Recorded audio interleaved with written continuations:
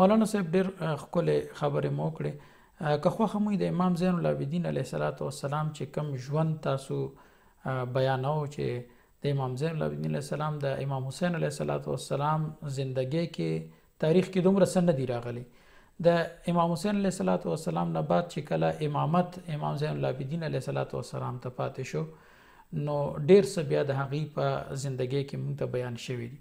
که خوښه مو په هغې خبرو باندې لږ رڼا واچوئ، هغې سیرت باندې چې کومې د خپل پلار بزرګوار امام حسین علیه السلام نه بعد کم زندگی چې لرله. د امام سجاد علیه السلام پس د زندګۍ د خپل بابا جی د هغه ذمهداري وه جی الله طرف نه یوې ډیوټۍ باندې مأمور و. سبحان الله. هر یوه د انساني زندګۍ کې، جی معاشرتي زندګۍ کې، اجتماعي زندګۍ کې، انفرادي زندګۍ کې دغو ټولو باندې مولا خپل قوت استعمال کړی دی. البته روش بدل و، هغه د امام قصور نه وي، هغه چونکې زماني قصور وي، کله ظالمانو سره روبرو وي، هغه ځای کې تبلیغي روش یو څه وي، کله کلاو مجلس وي، هغه کې بیا روش تبلیغ بل څه وي.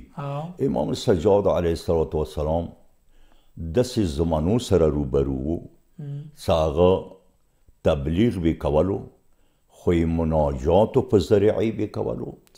البته کربلا زنده کولو کې هغه بیا کردار صرف مناجات نه و.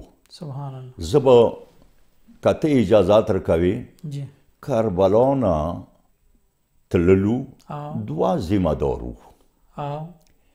یو امام سجاد علیه السلام، دویم اولیا بی بی وه، یعنی د امام حسین علیه السلام شهادت نه بعد جی بعد به نه وي که زه دغه ځای کې دا خبره وکړم ما که څه بی بي پسې یو توسل وشي بېشک هغه زیارت کې که وکړسي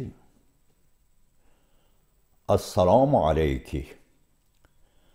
ایتها الناطقه فی سکک الکوفه ولن تبالی بکثرت الاعداء.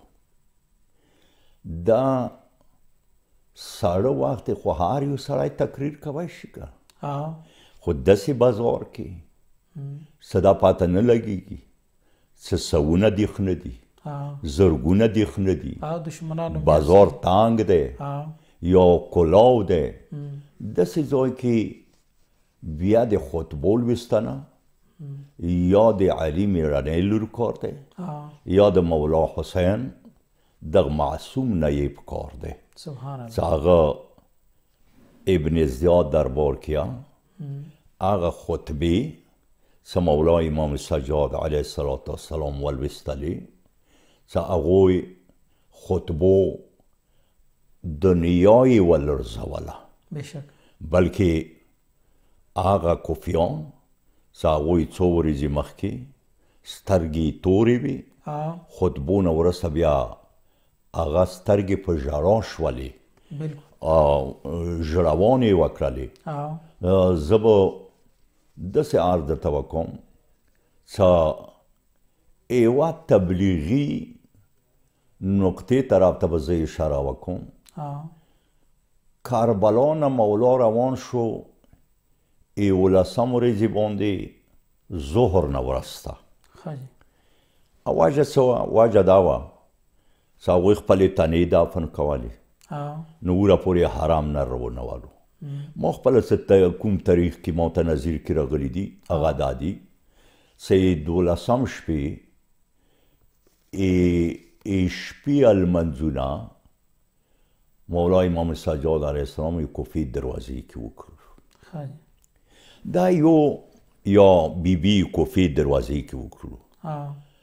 دا یوه طرف ته عباداتو ته هم تقویت دی ورسره امام مکمل خلکو ته د دین اسلام طریقه و اسلوب وښیلو څه خیال وساتئ دا المونځ فرق نه کوي که یې تا لاسو کې زولني وي خو الله ته پکار دی سجده وکړي